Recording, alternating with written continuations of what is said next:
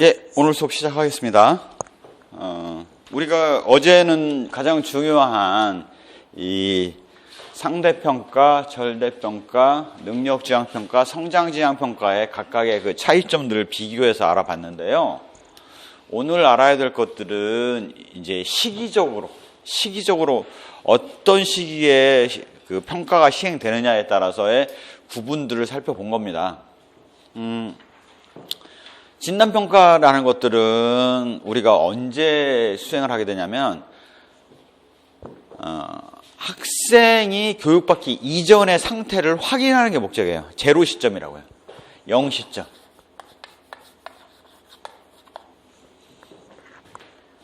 그래서 진단평가를 한다라고 하면 우리가 어떤 것들을 연상해 볼 수 있냐면 대개는 고등학교 입학을 했을 때 배치고사를 봐요. 배치고사. 그거는 중학교 때 배웠던 내용 가지고, 뭐라자면 국영수의 수준에 따라서 배치고사를 이렇게 보는 거 아니겠습니까? 그렇게 되면 좀 어떻게 되냐면, 일단 학습자의 상태를 파악을 하는 게 목적이에요. 그 다음에 이제 앞으로 공부를 잘하겠냐라는 걸 판단하기 위한 목적이기 때문에 특성을 파악하는 게 목적이 되고요.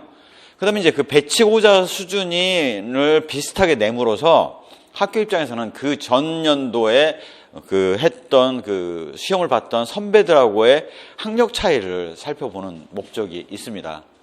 그래서 주로 선수학습의 정도, 그 다음에 특성 파악, 그 다음에 앞으로 수업을 어떻게 하겠냐에 대한 방향을 결정하는데 진단평가가 도움이 되죠. 그래서 제로 시점이기 때문에 출발점 행동입니다. 우리가 교육 목표라는 게 도착점 행동, 교육받은 이후에 뭐가 바뀌었냐라는 걸 측정하는 게 목적이라면 진단평가라는 건 주로 출발점 행동을 파악하는 게 주 목적이라고 보시면 될 것 같아요. 이런 것들을 통해서 학생들 수준을 보고 그 중에서 이제 우리가 알 수 있는 것들은 학습이 부진하다든가 아니면 좀 학습이 뛰어나다든가 했을 때 선수학습을 들어가야 될, 그러니까 보충학습을 해야 될 학생들, 그 다음에 좀 더 심화학습을 해야 될 학생들을 구분하는 데 사용하기도 합니다. 이게 진단평가라면 우리가 익숙한 평가라고 얘기를 하면 대개는 총괄평가예요. 중간고사, 기말고사라고 얘기하면 딱 맞습니다. 어떻게 했냐? 평가를 하면 언제 시험 기간이고 시험 언제 어디 것을 어디까지 볼 거고 너희들 준비 잘 해와야 되고 해서 노력을 하도록 만들거든요. 그래서 장기 성과에 반영을 합니다. 이게 등급을 내신 등급을 낼 때 반영을 하든 아니면 성적표에 기재가 돼서 등위를 내는데 반영을 하든 그렇게 반영을 하거든요. 대표 문항을 선정을 해서 개인차를 드러내는 게 주 목적인 경우가 일반적이죠. 물론 중간고사나 기말고사를 통해서 우리가 암기형 지식을 묻는 뭐 국영수도 있겠지만 음악미술 체육의 경우는 수행평가 결과를 거기 점수에 넣기도 하죠. 총괄평가 안에는 상대평가를 쓸 수도 있고 절대평가를 쓸 수도 있고 또한 수행평가 결과를 넣을 수도 있고 그냥 객관식 평가를 넣을 수도 있고 그래서 모든 성과를 내는 평가를 총괄평가라고 얘기를 한다라고 이해를 하시면 됩니다. 하지만 이제 장기 성과를 내는 이 평가에서 우리가 가장 익숙하고 대표적인 평가는 객관식 시험을 봐서 그 점수를 내는 평가라고 볼 수가 있죠. 학업 성적을 판정하는 거고요. 근데 그러한 것들을 통해서 가장 의도했던 건 뭐냐? 이 학생의 적성을 파악하고 자료 수집 목적에서 본다면 적성을 파악하는 걸 거고요. 두 번째는 그걸 가지고 우리가 뭘 예상할 수 있냐면 이 해당 분야에 대해서 학습을 추가로 한다면 과연 성과를 낼 수 있겠냐라는 후속 학습에 대해서 판단을 하기 위해서 그걸 써요. 그러니까 이게 후속 학습에 대한 성공 예언을 보장하지 못한다면 대입 선발을 할 때 이 내신을 봐야 될 이유가 하나도 없습니다. 내신을 통해서 노력한 결과를 반영을 하면 그 학생이 공부를 앞으로 대입을 해서 입학을 해서 공부를 열심히 할 거라는 예언을 할 수 있기 때문에 그 총괄평가 결과를 내신에다 반영하고 대입 선발에 사용을 하는 거죠. 집단 간 성적 비교에 사용을 하는데요. 주로 우리가 내신을 통해서 등급 프로세이지를 통해서 1등급, 2등급에서 그 그레이드별로 구분을 하지 않습니까? 집단 간 성적 비교에 사용을 하고 있는 거죠. 자격을 인정하는 거고요. 교수 방법에 활용을 할 수도 있고, 학생에게 피드백을 제공합니다. 너 중간고사 결과 평균 얼마고, 요즘은 이제 해당 학생의 성적과 평균, 표준편차를 제공을 해서 대충 우리가 그 몇 프로의 구간에 상위에 들어가는지 하위에 들어가는지를 판단할 수 있게 해주는 역할들을 하죠. 이러한 총괄평가라는 것들은 그 학생의 성과를 측정하는 것이기 때문에 포괄적인 목표에 해당되는 내용들을 다 반영하는 게 맞습니다. 그래서 이제 우리가 목표 자체를 설립을 만들 때 내용, 행동, 이원 분류에 의해서 목표를 만들어졌잖아요. 그 만들어진 목표를 달성했는지 여부를 측정하는데 초점을 둔 평가를 하게 되는 게 일반적이라고 볼 수가 있죠.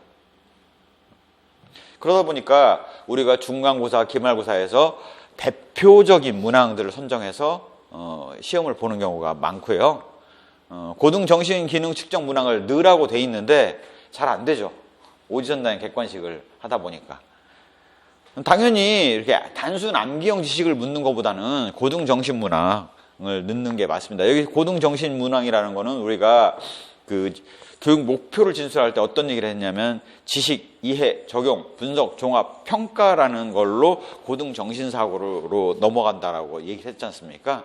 그래서 우리가 오지선다행 객관식에 단순 암기형을 했다 그러면 지식의 보유 여부를 측정하는 거고, 응용해서 적용했을 때 그걸 통해서 뭔가 새로운 걸 발견할 수 있는 문항을 제공을 했다 그러면 정말 고등정신 문항을 측정한 것이라고 볼 수 있습니다. 그래서 바람직한 건 이렇지만 실상 우리의 현실은 지식의 암기 여부를 측정하는 오지선다형 객관식 시험을 보게 되는 경우가 일반적이다라고 얘기를 할 수가 있습니다. 그래서 진단평가는 배치고사를 본 적이 있었고, 총괄평가 같은 경우는 중간고사, 기말고사를 봤던 기억들이 있으니까 그게 그 시험이지라고 이해를 하면 다 이해가 되실 텐데, 가만히 있어봐. 형성평가를 내가 받아본 적이 있나라고 생각을 해보시면 어렴풋이 별로 기억에 남는 것들이 없으실 거예요. 혹자는 좀 특이하게 기억하시는 분은 아마 이런 기억을 하실 거예요. 쪽지을 봤는데 이상하게 그거는 점수에다 반영을 안 틀어. 총괄평가에 해당되는 중간고사, 기말고사 점수에 반영을 안 틀어. 그런 경험이 어렴풋이 있긴 있었던 것 같은데 라는 기억을 하실 텐데요. 그런 것들이 바로 형성평가라고 생각을 하시면 됩니다. 형성평가를 어떻게 적용하는, 도대체 뭐가 다른 거냐? 용도 자체가 달라요. 진단평가나 총괄평가는 학생을 평가하는 게 목적입니다. 학생을 평가하는 게 목적이에요. 형성평가는 대개는 반 전체의 수준을 측정하는 게 목적이에요. 형성평가가 활용되는 가장 대표적인 사례를 말씀을 드린다면 아마 이런 걸 말씀드릴 수가 있을 것 같아요. 3월에는 강의형 수업을 진행을 하고 4월에는 토의식 수업을 진행을 했어요. 토의식 수업을 진행했어요. 왜 이걸 수업 방법을 바꿨냐라고 생각해 보면 교사 입장에서는 강의형 수업을 진행하는 게 학생들에게 더 성과가 나는지, 학생들이 더 잘 받아들이는지, 토의식 수업을 했을 때 훨씬 더 참여도 좋고 성과가 나는지를 알고 싶어요. 물어봤을 때 수업 방법을, 교장 선생님이나 교감 선생님이 수업 방법 왜 바꾸셨어요? 라고 물어봤을 때 답변이 필요해요. 그럼 어떻게 하겠어요? 강의식 수업 한 다음에 퀴즈를 보겠죠. 그 다음에 그 점수의 평균을 내줘요. 그 다음에 4월 토의식 수업하고 나서 퀴즈를 내보겠죠. 수업 목표 달성 여부를 잴 수 있는 문항들 한 10개씩을 선정을 해서 퀴즈를 낼 거예요. 이 둘의 점수를 비교를 하는 거예요. 그래서 이 4월 토의식 수업 점수의 퀴즈 점수가 높으면 토의식 수업이 더 좋구나라고 토의식 수업을 하는 거고, 반대로 강의식 수업의 점수가 높다 그러면 강의식 수업을 하겠죠. 근데 문제는 뭐냐면 이거에 대해서 예를 들어서 학생들한테 갑자기 시험을 볼 거 아니겠습니까? 다 책상에 책이랑 노트랑 다 밑으로 내려. 가방에다 집어넣어. 자, 퀴즈 본다? 종이 쪽지 꺼내고 하고 문제를 냈어요. 그러고 나서 점수를 매겼어요. 그 다음에 애들한테 각 개별 학생은 너 이거 왜 틀렸어? 하고 따져고 묻고 하면 이번에 시험을 봤으니까 4월 달에도 퀴즈 보는 거 아니야? 라고 학생들이 준비를 할 겁니다. 그래서 그 얘기는 뭐냐면 성적을 반영해버리면 시험에 대비하는 학생들이 있을 수가 있기 때문에 그게 시험 대비를 했기 때문에 4월 달 점수가 높았는지 강의법과 토익법의 차이 때문에 4월 달에 점수가 높았는지를 알 수 있는 방법이 없는 거예요. 그러니 어떻게 하겠습니까? 피드백을 안 하는 거죠. 피드백이라는 거는 너 몇 점 맞았고 이거를 종합 성적에다 반영을 안 하는 거예요. 그래야지 애들이 평소에 그 시험 준비를 안 할 거 아니겠습니까? 그럼 평소 실력 가지고 본 결과를 가지고 점수를 비교해 보면 어느 게 높았다? 그러면 그 수업 방법이 더 효율적이구나 라는 사실들을 알 수 있어요.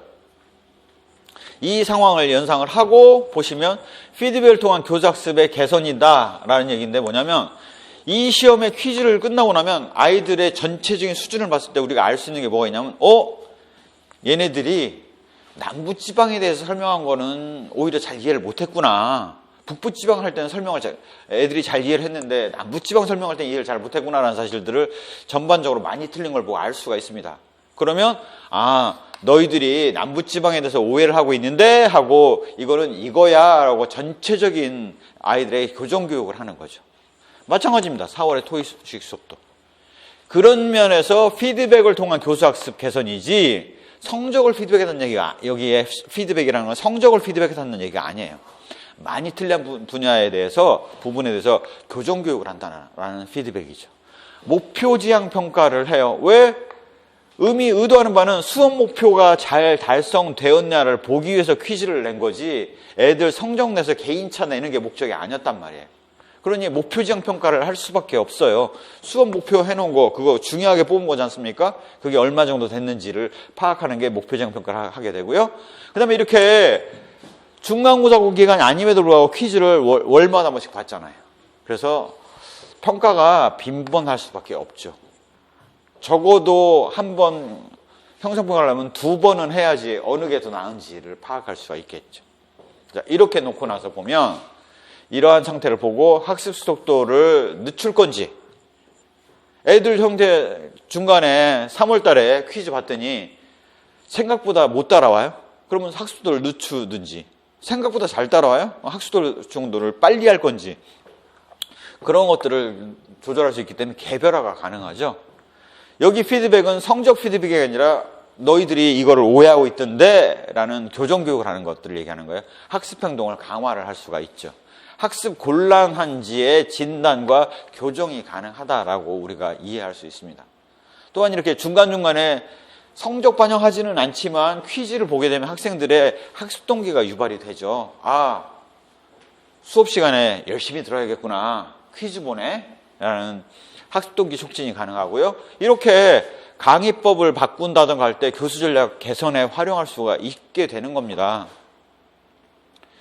그러니까 이 목표를 달성하려면 유의사항으로는 이런 게 있는 거죠. 가르친 사람이 뭘 중요하게 내가 설명을 했고 어느 게 단원 목표로서 중요하고 이걸 알고 있지 않습니까? 다른 사람은 어떻게 가르치는지 몰라요. 그래서 다른 사람이 내주는 시험은 의미가 없어요. 교사가 직접 제작을 할 수밖에 없어요. 형성평가는. 단원 목표를 얼마나 달성했는지 여부를 봐야지 학습 성과, 교육 성과를 내서 수업 방법을 바꿀지를 결정할 수 있지 않습니까? 그래서 목표지향 평가를 할 수밖에 없어요. 평가를 해서 애들에게 너 이거 틀렸다라고 개별 피드백을 할 수가 없지 않습니까? 그래서 단체를 모아놓고 교정교육을 실시할 수밖에 없어요. 너희들이 남부지방을 잘못 오해하고 있던데 남부지방은 이래 와 같은 교육을 할 수밖에 없죠. 결과를 최종 총괄평가에 반영을 하면 안 돼요. 하면 애들이 시험 준비를 하죠. 성적이 반영되는데 어떻게 시험 준비를 안 하겠어요? 난 성적 좋고 싶은데. 그래서 반영을 하면 안 되는 겁니다. 그래서 총괄평가에 반영을 안 했다 보니까 이러한 퀴즈를 본 기억이 어렴풋이 있음에도 불구하고 별로 기억이 안 남는 거예요. 중간고사, 기말고사 봤던 것들은 다 기억에 남아있잖아요. 확실히 봤고 안 본 적이 없었고.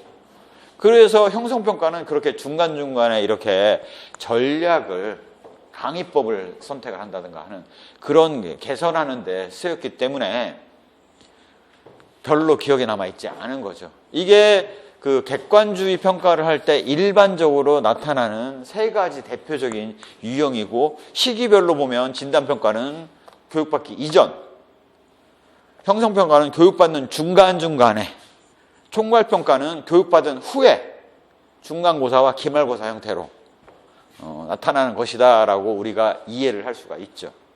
이게 일반적인 암기형 과목들이 주로 이런 형태를 띈다면 음악, 미술, 체육에 평상시 수업을 하면서 평가를 받았던 것들은 수업 중에 평가를 하고 그 결과가 총괄평가에 반영이 되죠. 그런 것들이 바로 수행평가라고 볼 수가 있습니다. 수행평가를 할 때 잘 생각해 보시면 노래를 시켜보고 아니면 미술을 그 그림, 수채화를 그린 거 가지고 점수를 내죠. 그거는 결과물만 놓고 평가를 하는 거냐? 아니죠. 그 결과물이 나오기 위해서는 안 봐도 노력을 했겠죠. 그림을 잘 그리려고 열심히 붓질을 했을 거 아니겠습니까? 애들이. 바로 수행평가가 추구하는 바는 결과물만 놓고 딱 몇 점 하는 게 아니고, 사실상은 그 안에는 결과와 그 결과물을 내기 위한 과정에 대한 평가를 같이 한 거죠. 음악 시간에 다음 주에 가곡 노래 부르는 거 시험 볼 거야 라고 얘기를 하면 애들이 노래를 열심히 부르면서 연습을 할 거 아니겠습니까? 박자도 맞추고. 그럼 결국 결과와 과정에 대한 평가를 주관점으로 두고 있다라는 거죠. 또한 노래를 부른다거나 그림을 그린다거나 실제 유사한 상황에 대한 평가를 하는 거죠. 얘는 도가 다음에 무언지를 알아라는 암기 여부, 지식의 암기 여부가 아니라 실제 노래를 부를 수 있느냐, 실제 그림을 그려낼 수 있느냐, 실제 체력을 통해서 이걸 넘어갈 수 있느냐를 바라보는 유사 상황에 대한 평가를 하고 있는 거죠. 가장 대표적으로 우리가 중학교 때 체육 시간에 시험을 보는 것들을 보면, 수행평가를 했던 것들을 보면 배구공을 주고 배구 연습을 막 시킵니다. 그래갖고 시험을 뭘로 보냐면 배구 토스를 몇 개, 혼자 공을 몇 개를 튀길 수 있는지 가지고 평가를 해요. 그것들이 가장 우리가 이해하기 쉬운 그 수행평가거든요. 토스를 통해서 몇 개를 공을 튀길 수 있냐라는 걸 본다는 얘기는 그 노력의 과정과 결과가 같이 응축된 결과죠. 그 다음에 배구의 경기 룰을 외우고 있는 애는 룰을 외우고 관전할 수 있죠. 하지만 그 아이는 배구를 직접 뛸 수는 없습니다. 하지만 토스를 잘할 수 있는 애는 배구를 직접 뛸 수 있는 애죠. 그래서 실제 유사 상황 평가이고, 배구 토스를 통해서 종합적이고 지속적인 평가를 가능하게 하는 거죠. 그것이 바로 수행평가 방식이라고 볼 수가 있습니다. 그래서 수행평가라는 것들은 관찰을 토대로 능력에 대해서 판단하는 거죠. 배구에 이 튀기는 거를 30개를 튀겼냐? 5점. 25개를 튀겼냐? 4점. 20개를 튀겼냐? 3점. 이렇게 정했지 않습니까? 관찰을 토대로 한 능력에 대해서 판단한 거고요. 반응 활동에 대해서 평가를 한 거고, 직접 배구 수행 능력에 대해서 평가를 한 거지 않습니까? 지식의 암기 여부를 평가한 게 아니라고요. 지식의 단순 암기가 지식 이해 적용 분석 종합 평가에서 가장 저차원이라면, 운동을 할 수 있는 가장 고차원적인 능력을 측정을 한 거죠. 실제 배구를 뛸 수 있는. 그 다음에 그 개수를 셀 때 선생님이 속으로 세고 마는 게 아니라 애들한테 꼭 카운트하는 애를 옆에다 두고 학생을 참여를 시키죠. 객관성을 확보하기 위해서. 평가 학생 참여를 시킨다는 거죠. 자, 이렇게 배구에 그 공을 튀기는 그 토스한 횟수를 가지고 시험을 보는 그런 시험의 경우는 고려를 해야 될 사항은, 과연 이게 배구를 실제 플레이한다라는 거에 목표와 일치하느냐라는 것들에 대해서 고민을 해야죠. 플레이하는 게 목적이 아니라 배구를 관전할 수 있는 걸 잘할 수 있도록 하겠다? 그러면 토스를 하는 걸 통해서 시험을 보는 것보다는 배구의 네트의 룰을 암기하고 있는지를 보는 게 맞겠죠. 하지만 체육 시간에서 중요한 거는 실제 얘가 배구를 뛸 수 있느냐라는 거를 한 거기 때문에 수업 목표의 일치성 여부를 우리가 판단할 수 있습니다. 현실적이어야 되는 거죠. 그 다음에 다차원적이고 주제 통합성을 갖고 있어야 돼요. 그래서 우리가 그 체육 시간에 배구의 시험을 볼 때 토스 여부, 내지는 고등학교 때 농구를 할 때는 프리드로우의 개수를 가지고 판단할 수 있는 거죠. 다차원성과 과주제 통합성을 띠게 되는 겁니다. 그래서 이렇게 보실 수가 있고요. 우리가 그래서 제가 수행평가라는 것들을 기존에 우리가 익숙한 수업에 체육이라든가 음악, 미술을 통해서 우리가 했는데요. 이러한 것들을 통해서 이게 구성주의 학습 방법에서 주요 평가 방법으로 쓰일 때는 우리가 선생님이 학생들의 수행 결과를 발표하는 내용들을 살펴보면서 여기다 점수를 매기지 않습니까?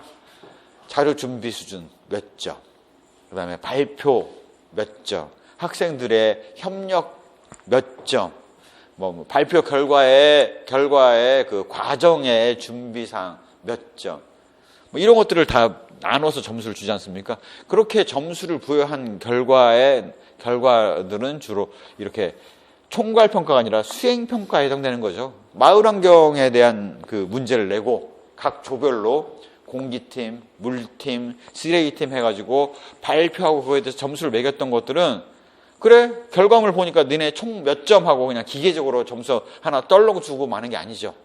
발표 측면에서는 몇 점, 자료 준비 측면에서는 몇 점, 학생들 간의 협력 관계에서 몇 점, 결과물의 의미, 실제 문제 해결을 했는지 몇 점에서 세분해서 주지 않습니까?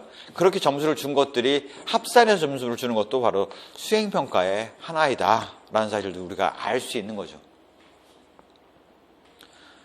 그렇게 해야지 결과와 과정에 대한 평가가 가능하고 유사 상황에 대한 평가가 되고 종합적이고 지속적인 능력에 대한 평가가 가능하죠. 지식의 암기 여부를 평가한 게 아니라 문제 해결 능력을 평가를 하는 것이기 때문에 고차적인 능력을 평가한 것이라는 것들을 우리가 알 수가 있습니다. 그래서 구성주의 쪽에서는 주로 이 수행평가가 중심이 되고요. 객관주의 교수 이론들은 주로 이런 총괄평가가 중심이 되죠. 암기형 지식 중심. 물론 이 총괄평가 안에는 수행평가 요소를 반영하고 있는 수업이 있을 수가 있습니다. 그래서 무 자르진 안 자르지만 굳이 자른다면 객관주의, 구성주의 평가입니다. 수행평가를 통해서 진단평가를 하기는 어렵죠. 기껏 해봐야 퀴즈 정도겠죠. 예, 그렇게 이해를 하시면 될 것 같아요. 형성평가의 경우는 혐오 자극을 호의 자극으로 전환하는 게 가능하고요. 즉각적이고 점진적이고 빈번한 강화가 이루어질 수 있다는 겁니다. 왜? 3월에 한 번, 4월에 한 번, 5월에 한 번 계속 형성평가를 실시할 수 있기 때문에 그래요. 형성평가 도구의 제작의 가장 중요한 원칙 중에 하나는 중요한 학습 요소, 바로 수업 목표에 해당되는 것들의 달성 여부를 재야 된다는 거예요. 암기 여부를 재서 개인차를 드러내는 게 목적이 아니라고요. 과연 학생들 전반이 교육 목표, 학습 목표, 수업 목표를 얼마나 달성했냐라는 것들을 재야 되기 때문에 그렇고요. 문항 형식은 다양하게 혼용할 수 있어요. 퀴즈형으로 낼 수도 있고, OX형으로 내도 되고, 사지선다형으로 낼 수도 있고, 아니면 즉답형으로 낼 수도 있죠. 학습 위기에 따른 문항 제작을 해야 되고, 학습 요소 달성 여부의 평가 분석의 기준이 되죠. 즉, 교육 목표, 수업 목표의 달성 여부가 평가 기준이 되는 거지, 다른 거를 개인차를 변별하는 것들은 피드백할 것도 총괄평가에 점수로 반영할 것도 아닌데 아무 의미가 없는 거죠. 학생 응답의 오류를 분석해야지 교정교육을 할 거 아니겠습니까? 너희들이 이걸 오해하고 있던데 이건 이런 개념이야, 이해됐지? 라고 교정교육을 하지 않습니까? 그래서 그런 것들이 바로 평가의 큰 개념이다라고 이해를 하시면 되겠죠. 이제 수행평가, 특히 구성주의 수업 방법에서 가장 많이 사용되는 게 수행평가인데요. 수행평가의 내용들을 우리가 비교를 해서 해보자고요. 전통적인 평가, 바로 여기 객관주의 평가의 가장 대표적인 얘기는 오지선다형 객관식 암기시험, 오지선다형을 우리가 알 수가 있겠고요. 수행평가라고 하면 두 가지를 생각해 볼 수가 있겠죠. 체육 시간에 배구 가지고 시험을 봤던 우리 경험을 통해서 알고 있는 거. 그 다음에 구성주의에서 프로젝트 발표, 프로젝트 발표한 결과에 대해서 점수 매기는 것들을 우리가 수행평가에서 생각해 볼 수가 있겠죠. 이들의 속성을 염두에 두고 비교를 해보면 가슴에 와닿을 겁니다. 수행평가라는 것들은 학습과제 수행하는 과정과 결과에 대한 지식과 기능, 태도에 대해서 전문적인 판단하는 거예요. 누구의 전문적인 판단? 교사의. 아인즈너가 얘기한 예술적 감시관, 예술적 비평에 의해서 전문적인 판단을 내리는 거라고요. 그래서 특징은 교수와의 그 교수학습 과정하고 결과가 통합되어 있죠. 잘 생각해 보시면 우리가 배구를 할 때 수행평가를 해서 이거 하는 것들은 수업 시간에 했었죠. 중간고사 기간에 별도로 시험 보거나 기말고사 기간에 별도 시험 본 게 아니라 딱 수행평가 시간에, 수업 시간에 같이 했지 않습니까? 학습 과정과 평가가 통합이 되어 있는 거죠. 학습 과정의 진단과 개별학습 촉진 노력을 중요시 할 수밖에 없죠. 집단 평가를 중요시 하죠. 전반적으로 토스를 잘 하더라. 변화 발달 과정 종합 전체 지속적인 평가를 해요. 이런 것들은 이제 프로젝트 발표한 결과에 대해서 우리가 점수 매기는 걸 보면 해결 방안 도출만 점수를 딱 해서 몇 점하고 주는 게 아니지 않습니까? 자료 수집 노력 몇 점, 학생들 간의 협력 행위 몇 점, 그 발표 자료의 의미, 실제 해결을 했는지 몇 점, 그 다음에 발표를 잘 했는지, 애들의 협력이 잘 이루어지는지 이런 것들을 다 보지 않습니까? 평가 영역이 확대가 된 거죠. 무슨 얘기냐? 오지선다형이라는 것들은 다 암기 여부니까 지적인 영역으로만 하고 있는데 수행평가라는 것들은 학생들 간의 협력 관계로도 같이 바라보기 때문에 정의적 속성들을 반영을 하고 있다고요. 그 다음에 배구 같은 경우는 심동적 영역을 반영을 하고 있죠. 배구 평가를 하는 경우에. 그래서 수행평가라는 것들은 지적인 영역에만 돼 있지 않고 지덕체를 다 바라볼 수 있는 평가 방식이다라고 이해를 할 수가 있습니다. 결국 우리가 구성주의 수업 방법으로 가게 되면 이렇게 전통적 오지선다형 객관식 시험을 보는 것도 뭐 가능은 할 수 있어요. 굳이 억지로 만들면 만들 수 있어요. 하지만 그거보다는 수행평가를 하는 것들이 훨씬 더 바람직한 거죠. 자, 그렇게 이해를 하실 수가 있습니다. 자, 이걸 놓고 전통적 바로 객관주의 교육과 구성주의 교육의 특성들을 우리가 목표, 과정, 학생, 교사로 나눠서 살펴보게 되는데요. 그거에 따라서 평가가 어떻게 달라져야 되는지를 여기 연결해서 바라보는 게 바람직합니다. 왜? 전통적인 평가, 객관주의, 이 오지선다형 객관식은 객관주의 교수 이론에 따른 수업 방법에 따른 평가가 이루어지는 경우가 일반적이고 수행평가의 경우는 구성주의 방식에 의한 협동학습이 이루어졌을 때 이루어지는 평가의 경우가 일반적이기 때문에 그래요. 자, 교육의 목표가 뭐냐?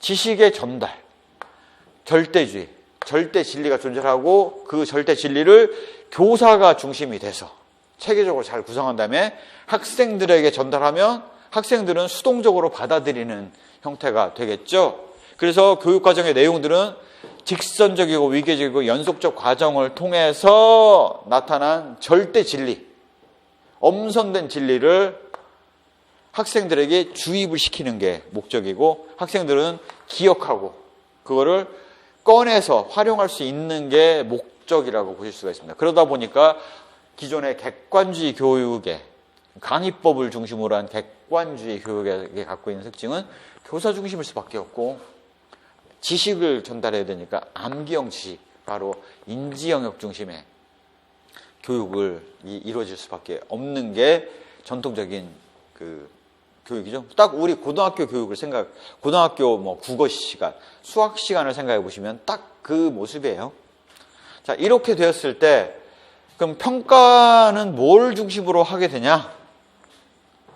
주로 이런 객관주의, 내신 평가를 하게 되면 그 평가 목적은 뭐가 됩니까? 내신 등급을 내서 선발과 배치에 활용하는 것이 목적이 되잖아요. 고등학교 내신 내서 뭐 했어요? 딱 내신 등급 내갖고 대입 선발, 그 다음에 배치, 반배치에 활용하고 있지 않습니까? 그러면 이러한 것들을 통해서 그 학생의 학습 능력에 대한 예언을 목표로 하는 거잖아요. 평가 내용은 바로 명제적 지식, 바로 암기형 지식이라는 얘기입니다. 명제적 지식이라는 게 과정은 별로 표기할 방법이 없어요. 결과물을 암기하고 있냐라는 거 위주로 묻게 되니까 명제적 지식 중심이 되죠. 그래서 그 결과는 중간고사와 기말고사에 두 차례에 나눠서 점수를 매긴 다음에 그걸 평균을 내서 점수를 부여하죠. 바로 총괄평가 방식입니다. 인위적 시험 상황에서 평가를 하게 되죠. 중간고사 기간, 기말고사 기간에 오지선의 객관식 시험을 보지 않습니까? 선택형 지필평가가 일반적이죠. 물론 선생님 입장에서는 오지선다형을 낼 수도 있고 단답식을 낼 수도 있죠. 하지만 대부분의 경우가 오지선다형 객관식 시험이 주류를 이루고 있죠. 간접평가를 해요. 왜? 지식의 암기 여부를 했지 그걸 실제 수행할 수 있는 걸 살펴본 건 아니거든요. 파리에 에펠탑이 있다. 그래서 봤더니 어떻더라라는 걸 쓴 게 아니고 파리에 에펠탑이 있다는 사실을 외운 거를 보는 거잖아요. 그 외워서 알고 있느냐를 보는 거지 않습니까? 그래서 간접 평가를 하는 거죠. 이례적 부분적 평가라는 게 암기형 지식은 시간이 지나면 다 잊어버리지 않습니까? 그 다음에 누가 봐도 누가 와서 평가를 하더라도 동일한 점수가 나올 수 있게 만드는 게 목적이기 때문에 객관도가 중요하죠. 무슨 얘기냐? 요즘 이 객관도를 강조하기 위해서 어떻게 합니까? 고등학교 시험은 오지선다형 객관식을 OMR 카드로 찍어서 내면 컴퓨터 채점을 하죠. 선생님도 개입을 최대한 줄이는 거예요. 인간의 개입을 최대한 줄여서 인간인으로 인해서 발생할 수 있는 오류를 극소화하는 게 목적이 된 거죠. 이게 전통적인 수업 방식에 따른 전통적인 평가가 갖고 있는 의미라면 수행평가는 구성주의, 바로 우리가 얘기하는 거는 협동학습이라고 볼 수가 있겠죠. 협동학습에서 추구하는 진리는 절대 진리가 아니죠. 사람마다 추구하는 다양한 상대 진리가 있고 그 상대 진리는 지역, 시대마다 각각 다른 의미를 갖고 다른 의미로서 사람들에게 다가간다는 사실들을 알 수가 있고요. 그래서 상대 진리, 그 다음에 학생들은 그 진리를, 상대 진리를 받아들일 때 자기의 뇌에서 재구성을 하죠. 내가 기존에 알았던 이런 지식과의 연결을 통해서 재구성을 하지 않습니까? 그래서 재구성된 지식이고, 그래서 같은 물리 시간을 공부를 했는데 누구는 F는 MA를 열심히 외우고 있고 누구는 못 외우고 있는 아이가 있는 거죠. 왜? 재구성이 된 학생은 그걸 잘 외우고 있을 수밖에 없고 재구성이 안 된 학생들의 경우는 일회성 지식으로서 잊어버렸을 수밖에 없죠. 그래서 기본적인 그 전통적인 객관주의 수업이 근대 철학, 데카르트, 칸트, 흉과 같은 절대 진리가 있다라는 근대 철학을 기반으로 하고 있다라면 수행평가 방식의 구성주의 수업 방법의 경우는 포스트 모더니즘, 현상학, 해석학의 영향을 받아서 사람마다 다른 진리를 갖고 있다. 시대별로, 상황별로 다른 진리가 있다라는 교육 목표를, 그러한 지식들을 제시를 하고 자신의 흥미와 관심에 맞는 지식들을 재구성하는 형태의 교육이 이루어지는 것들이 일반적이라고 볼 수가 있습니다. 그러다 보니까 교육을 누가 받는 거냐? 누가 주체가 돼서 하는 거냐? 교사는 안내하고 알려주는 거예요. 그러면 실제 받아들이는 거는 학생들이 능동적으로 받아들이는 거죠. 그래서 자신의 흥미에 맞으면 잘 받아들이는 거고 자신의 흥미에 맞지 않으면 잘 못 받아들이는 거죠. 그래서 학생들이 능동적으로 받아들이는 겁니다. 수학은 잘 못해도 음악 시간은 되게 좋아하는 아이들이 있잖아요. 자기의 흥미에 맞기 때문에 그래요.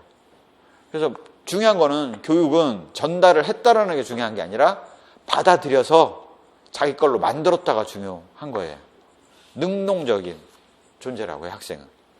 그러다 보니까 교사 입장에서는 안내해주고 잘해보세요 하고 촉진하는 역할들을 하는 것이고요. 그러다 보니까 교육 과정에서 중요한 것들은 암기형 지식이라는 것들이 중요한 게 아니라 인지구조가 꾸준히 도식을 만들어가면서 바꿔나가는 스스로의 학습 과정이 중요한 거고요.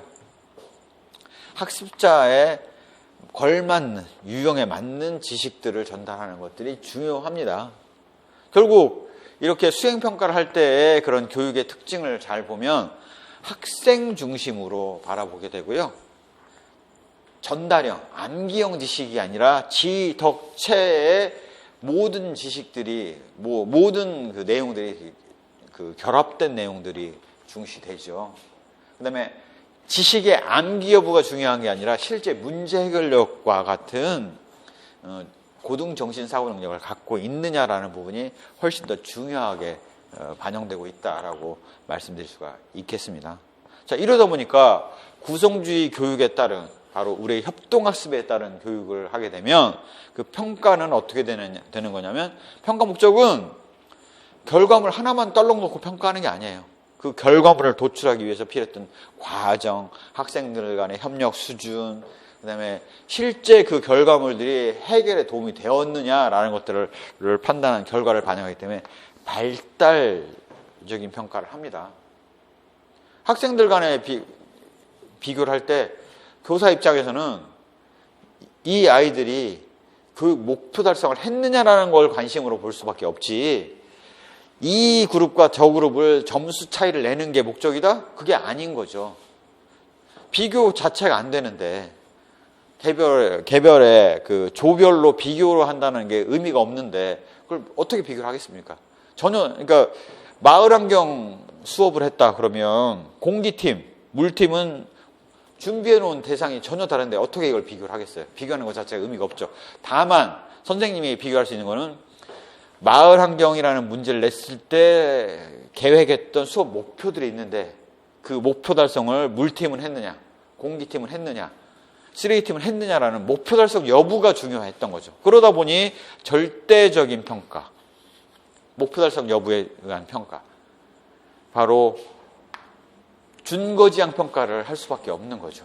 준거는 뭡니까? 학생들의 협력 수준, 자료 준비 상태, 그 다음에 결과물의 의미, 발표 능력, 이런 것들을 같이 보게 되는 거죠. 그래서 질적인 평가, 예술적 감시관, 교육적 감시관, 교육적 비평에 의한 질적인 평가를 할 수밖에 없죠. 지도 조언, 개선, 이해, 재구성이 목적이 되는 거죠. 그런 평가 결과, 그 내용들을 보면 그 학생들이 그런 준비를 해올 때 중간중간에 어떻게 준비했는지를 계속 관찰하지 않습니까? 선생님들이. 학생들 간의 토의가 어떻게 진행되는지. 그 협동학습은 적극 교사가 개입을 하도록 돼 있잖아요. 개입하는 과정에서 살펴본 내용들을 그 준비 과정, 준비된 결과에 대해서 평가를 같이 하기 때문에 평가 내용은 과정과 결과에 대한 평가를 같이 하게 되는 겁니다. 그러다 보니까 평가 방법에 있어서는 수행평가를 하게 되는 거죠. 교수 활동과 교수학습 활동하고 같이 엮여서 평가를 할 수밖에 없죠. 예를 들어서 선생님이 중간중간에 각 조를 방문해 가면서 너희들 준비 어떻게 했어? 이건 어떻게 해결할 거야? 거기에 대해서 아이들이 바람직한 대안을 내고 있다? 그러면 과정에 대해서 점수를 더 주겠죠. 그런 것들을 다 같이 반영해서 평가를 하는 거다. 그 다음에 지식의 암기 여부를 묻는 게 아니라 실제 문제 해결 능력을 갖고 있느냐라는 실제 상황과 유사 모의 상황에 대해서 대응할 수 있는 능력이 있느냐라는 걸 보기 때문에 실제 고등 능력을 보고 있는 거죠. 다양한 평가 방법을 활용을 해요. 예를 들어서 배구다 그러면 토스한 개수를 갖고 냈었죠. 그 다음에 마을 환경 같은 협동학습 수업이다 그러면 이 각각의 거에 대해서 척도를, 그 점수를 부여한 거지 않습니까? 1점에서 5점까지 점수 부여해서 점수를 부여한 거잖아요. 그래서 다양한 평가 방법을 활용해요. 여기서는 주로 오지선다형, 단답식이라는 틀에 박힌 형태로 평가가 이루어지는데 여기는 다양한 형태. 그 다음에 발표 자료를 제출하면 그걸 갖다 선생님이 살펴보고 거기다 점수 부여를 추가로 더할 수 있잖아요. 그런 것들을. 직접 평가를 하죠. 선생님이 직접 학생들이 발표하는 내용을 듣고 보고 했지 않습니까? 지속적이고 종합적인 평가를 하고 수업 목표의 달성 여부를 중요하게 살펴봤기 때문에 수업 목표 달성 여부를 중요하게 살펴봤기 때문에 타당도죠. 개인차를 변별하는 게 관심사항이 아닌 거죠. 그래서 그렇게 보실 수가 있어요. 다양한 평가 방법을 활용하는 거에 대해서는 아이디어를 하나 내보면 대개는 집단, 그 팀에 대해서 점수를 주는 것들을 우리가 이해를 하실 거예요. 그래, 뭐 발표된 거 보고 뭐 발표 점수 몇 점, 몇 점 합해서 총 그 팀은 몇 점 하고 점수를 줄 거 아니겠습니까? 플러스 개인 점수를 반영할 수가 있어요. 개인 점수는 어떤 식으로 반영을 하게 되냐면 이런 식이죠. 팀원들에 대해서 자기를 뺀 나머지 팀원들의 점수를 주도록 해요. 그 점수를 평균을 냅니다. 각각을. 그러면 자기를 뺀 나머지 조원들을 평가를 했고 다른 사람들은 내 점수를 평가를 한 거죠. 그래서 평균을 내서 하기 때문에 그 점수를 평균 점수를 내서 하게 되면 개인 점수를 다 낼 수가 있죠. 그래서 팀 점수 플러스 개인 점수를 해서 점수를 낼 수가 있습니다. 이게 바로 평가 방법이 되겠죠. 그래서 다양한 평가 방법을 활용할 수가 있어요.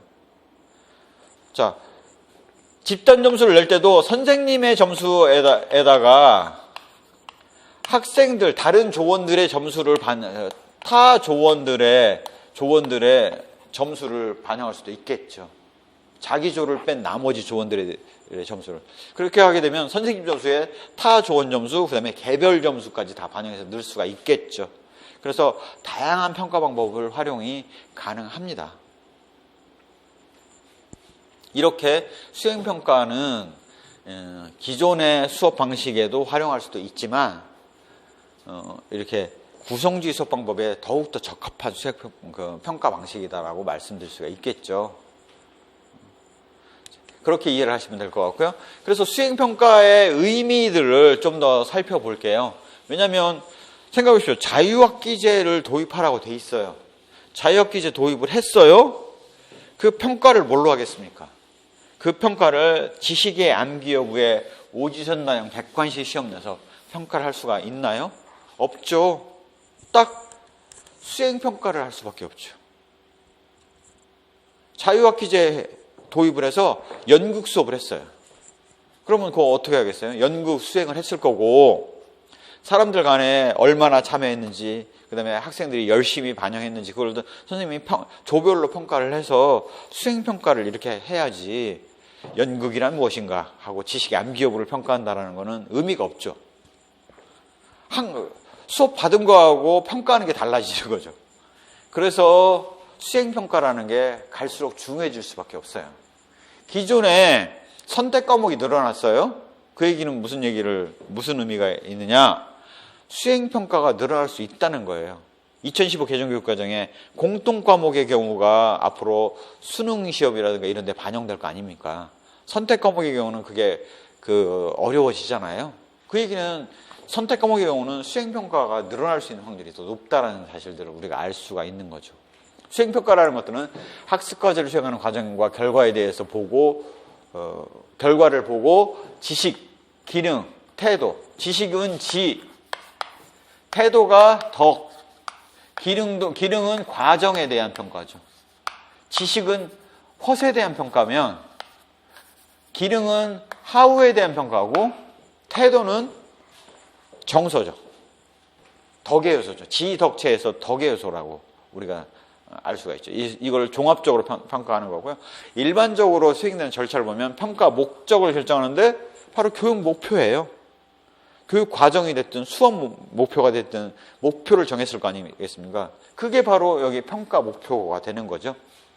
네, 성과를 구체화해서 확인을 하고 우리가 수업 시간에 뭘 배웠다라는 것들을 했잖아요. 그 다음에 과제를 제작을 하는 거죠. 뭘 물어볼까? 예를 들자면 배구 수업을 했다? 그러면 학생들에게 배구를 통해서 우리가 이런 것들을 달성할 거야 라고 사전 설명을 했죠. 그 다음에 학습성과를 중간중간 확인을 해요. 배구 공 주고 애들끼리 배구하는 방법 알려주고 학생들 놀고 있고 배구 연습 안 하면 배구 연습 시키고 하지 않습니까? 그게 성과를 확인하는 거예요. 그 다음에 과제를 제작하는데 이겁니다. 가만히 있어봐. 토스를 20개 넘으면 5점을 줘야 되나? 10개 넘으면 5점을 줘야 되나?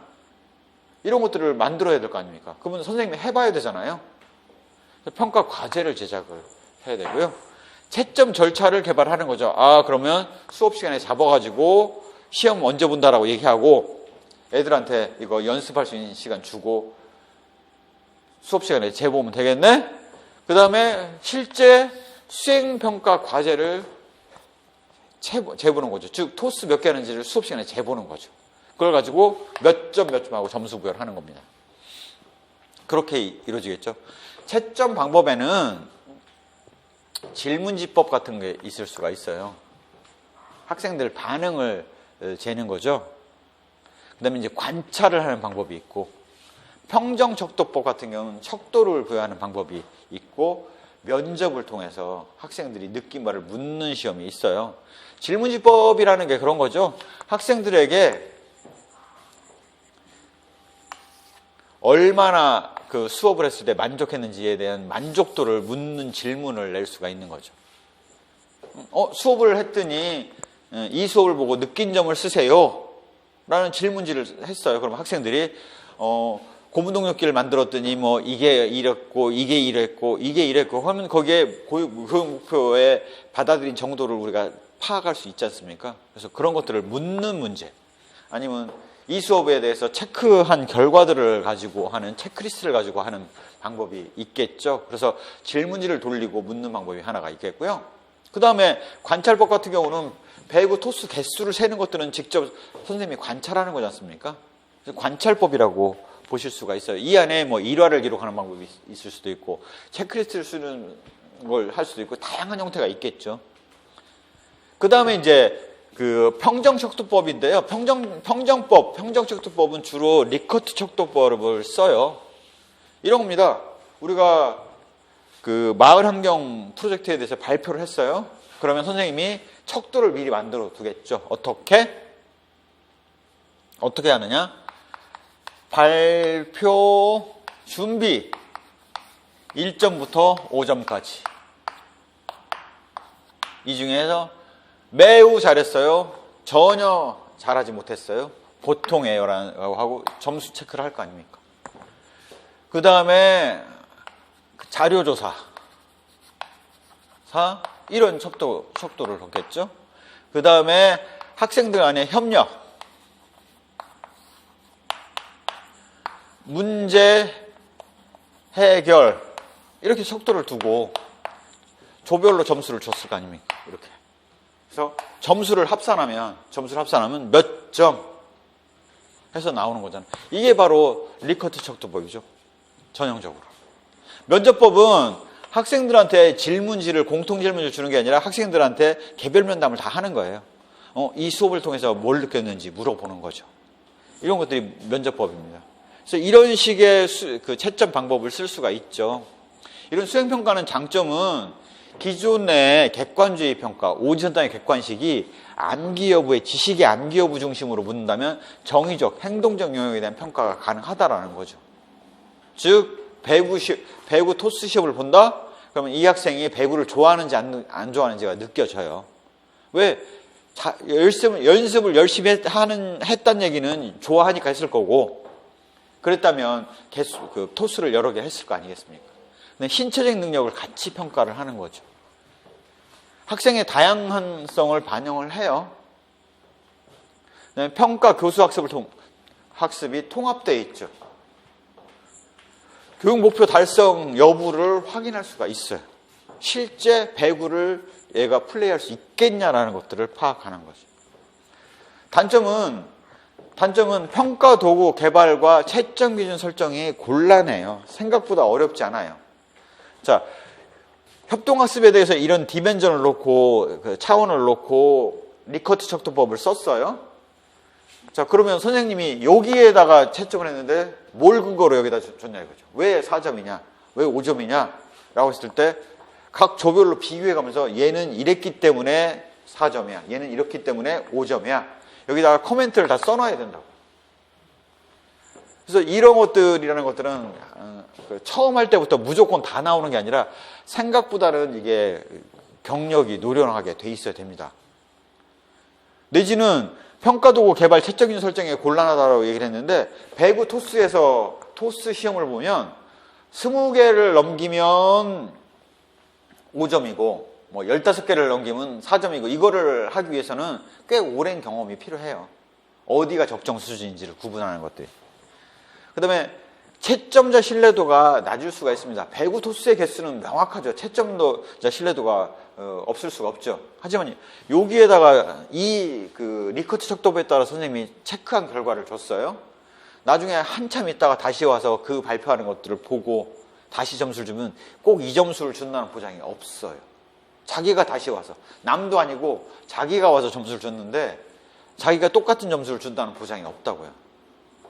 그래서 채점자 신뢰도가 낮다. 그다음에 시간 비용이 소요가 많이 돼요. 잘 생각해 보시면 오전 단위 객관식 시험 봐버리면 1시간 전체 쫙 모아놓고 시험 봐버리면 끝이죠. 그런데 배구 이 토스 개수 갖고 점수를 매긴다 그러면 그 한 반 시험 평가하는데 2시간 넘게 걸리는 경우가 흔하죠. 자, 오늘은 1번부터 15번까지만 시험 본다. 다음 시간에 16번부터 30번까지야 라고 해서 시간이 오래 걸린다라는 거죠. 평가 결과의 일반화가 어려울 수가 있다라는 거죠. 왜? 수행평가 같은 경우는 점수 매기는 과제를 여러 종류를 할 수가 없잖아요. 또한 토스를 잘하면 과연 배구 룰을 잘 외우고 있느냐? 그거는 아닌 것 같단 말이에요. 배구 역사에 대해서는 몰라도 되는 거냐? 또 그렇게 단정해서 얘기하기도 어렵단 말이에요. 그래서 평가 결과를 일반화하기가 어렵다. 뭐 아주 심하게 얘기를 하면 물팀 발표한 결과하고 공기팀 발표한 결과를 비교해서 직접 비교해서 물팀이 잘했다라고 얘기할 수 있느냐? 어렵단 말이에요. 그래서 타당도는 높은데 신뢰도가 좀 낮아질 수 있다는 게 한계입니다. 대신 객관식 시험이라는 게 객관식 시험을 오전날 객관식 시험을 내면 그건 객관식으로 냈기 때문에 신뢰도가 높을 수밖에 없죠. 다시 채점을 해도 동일한 점수가 주어질 수밖에 없고 학생들 아는 수준이 같다라면 그 레벨에서 쫙 편차가 나타나는 거죠. 그런 단점이 있다라는 것들을 우리가 알 수가 있습니다.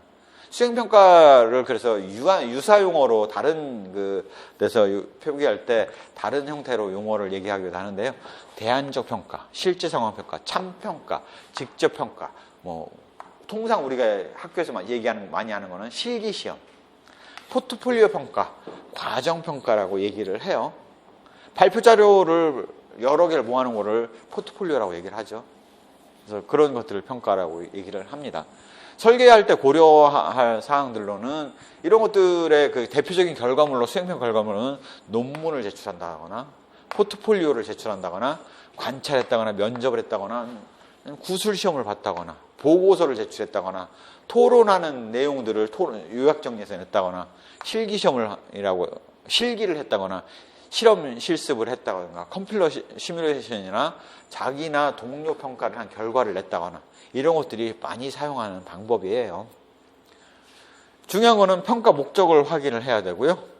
평가 내용을 결정을 잘해야 되고 평가 방법 설계를 잘해야 됩니다. 채점 계획을 수립을 잘해야 돼요. 수업을 해놓고 평가할 방법이 없어가지고 평가를 제대로 못한다? 그러면 그것도 곤란하겠죠. 그래서 이런 것들을 해야 된다는 것들을 읽어두시면 될 것 같고요.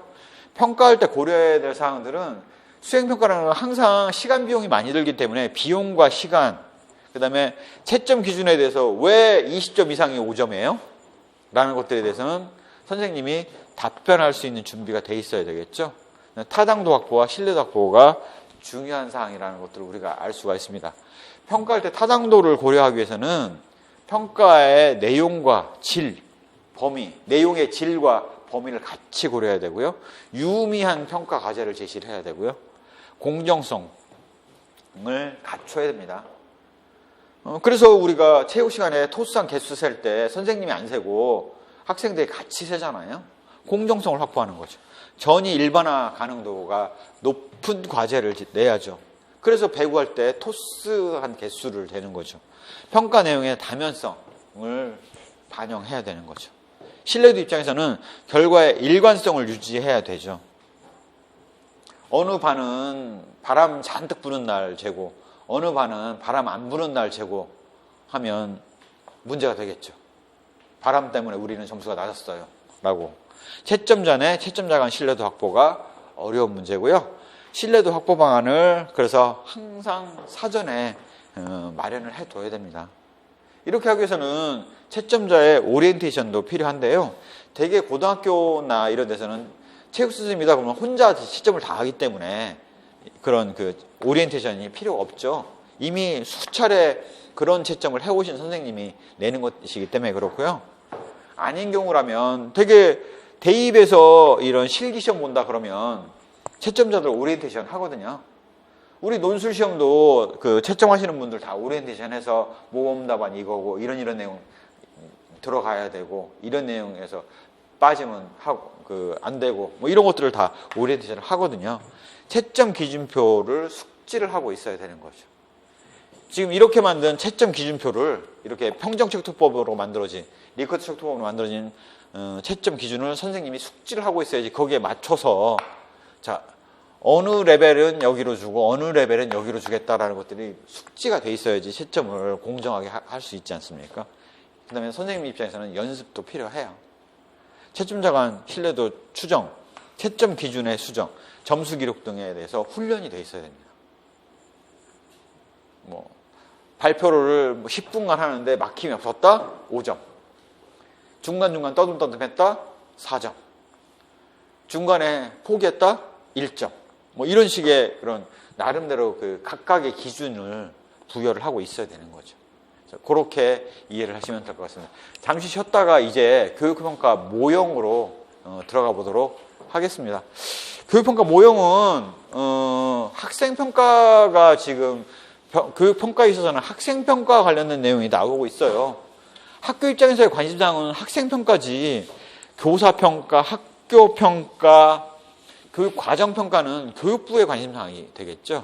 그러다 보니까 이러한 부분이 시험에 나오지는 않습니다. 그래서 그냥 편안한 마음으로 이 각각 모형의 특성들을 좀 들어두시면 될 것 같아요. 예, 10분 정도 쉬었다가 수업 계속하겠습니다.